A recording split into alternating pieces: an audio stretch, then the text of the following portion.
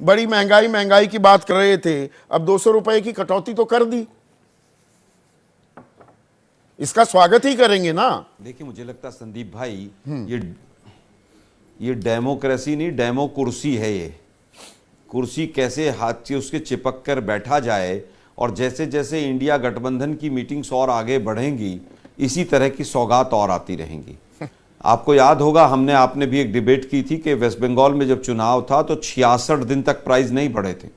चुनाव जिस दिन खत्म हुआ उसके तीसरे दिन बम्पर पूरी तरह से प्राइस बढ़ गए थे।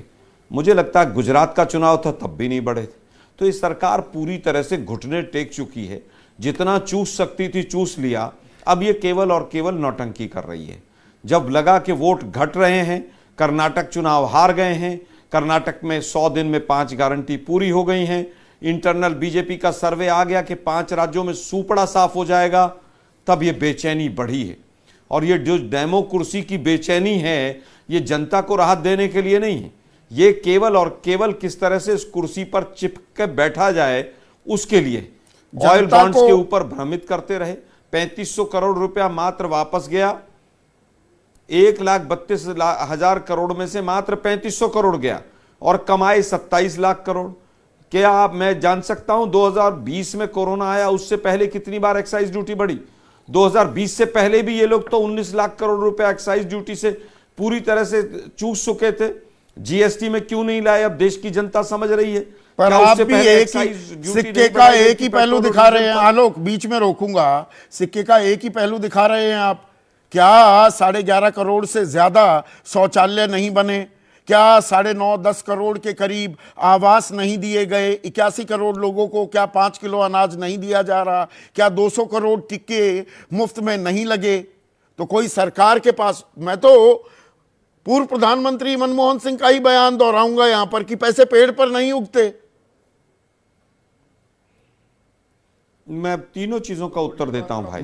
11.5 करोड़ टॉयलेट बन गए, इसकी कहीं लिस्ट नहीं मिल सकती।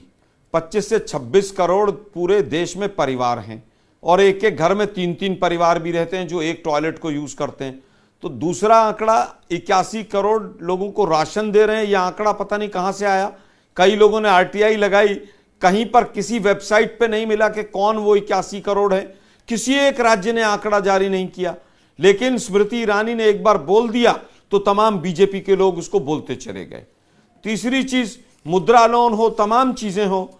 मुद्रा लोन कहते हैं 33 करोड़ 35 करोड़ दे दिए, इसका मतलब हर घर में 1.5 मुद्रा लोन हो गया।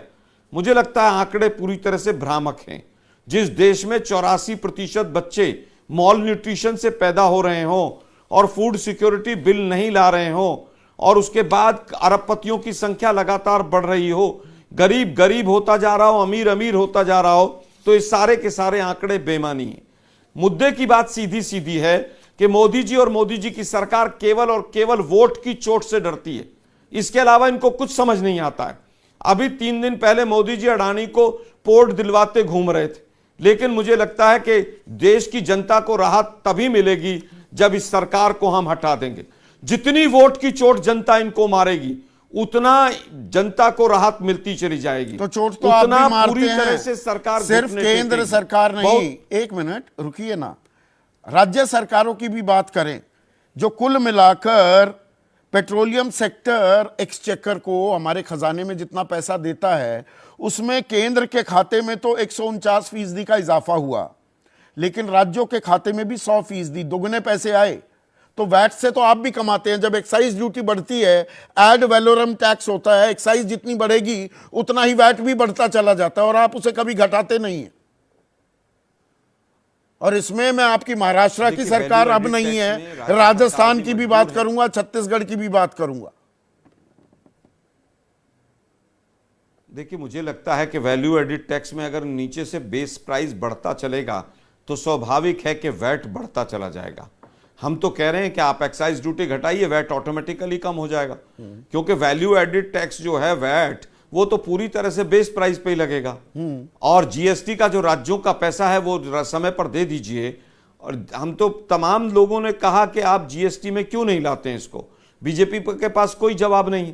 आप ही के चैनल पर एक प्रवक्ता महोदय झूठ बोलकर चले गए कि कितना परसेंटेज वोटिंग के माध्यम से क्या होगा। 33% वोटिंग तो केंद्र सरकार की है और राज्यों का जो है वो मैक्सिमम बीजेपी शासित राज्य है। तो जीएसटी में भी लाइए, आप एक्साइज ड्यूटी को भी घटाइए, वैट अपने आप पर घट एक जाएगा। चुनावी GST मुद्दा का राज्यों का पैसा जो समय पर आप पहुंचे। हथियाने की कोशिश कर रहे थे, उसमें क्या चेकमेट करती दिख रही है अब बीजेपी? आम आदमी को तो वो दिखता है ना अभी क्या मिला। देखिए मुझे लगता है 9 वर्षों तक,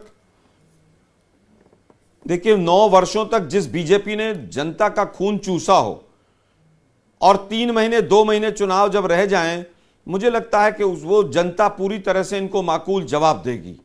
412 रुपए का सिलेंडर महंगा लगता था, 1200 रुपए पे सिलेंडर पहुंचा के ये भजन कर रहे थे और अब कह रहे हैं कि साहब हमने तो 200 रुपए कम कर दिया।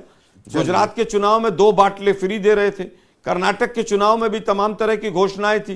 कर्नाटक की हार के बाद बीजेपी ने सबक लिया है कि जनता को राहत देनी पड़ेगी। मैं तो कह रहा हूं 5 राज्यों में और चुनाव हरवाइए, हाँ। इनको जनता हराएगी। तो ये वोट की चोट के चलते अब ये सौगात दी जा रही है। अरुण राजभर, क्या उसी के चलते सरकार